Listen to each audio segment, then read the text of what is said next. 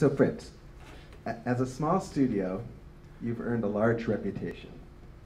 Visual Dialogue, in my opinion, is certainly one of the most nationally recognized design studios to come out of Boston in recent years.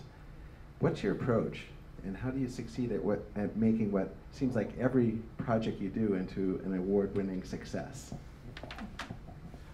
It's not every project, you just don't see those bad ones. But I kind of call it the Paul Rand model. So everyone knows Paul Rand, right?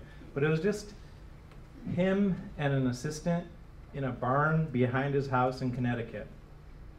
And the clients would come to him, and he'd do massive projects, and he'd send them on their way.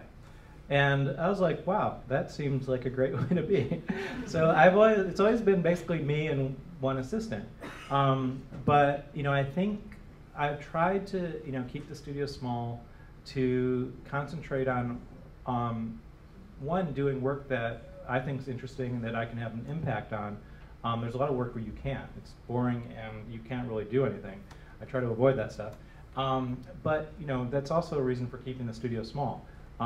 It's if it grows, then you have to support that.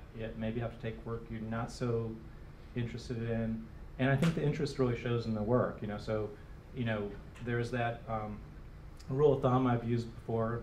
Maybe people have heard this before, but good people, good projects, good money. And I've stolen this from someone. You need 2 of the 3, and so I think as long as you have 2 of those, it's pretty interesting.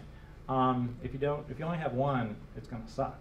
So I still try to live up to that, and I think we haven't hit a project where our small, studio size has kind of affected, can we do the job? And I think people are much more comfortable with that situation of, they don't need this kind of big, massive, fancy office kind of thing. I'll show you the massive, fancy office later. But so I think that kind of model works today. And when I started, it was kind of working out of a crappy apartment. But so.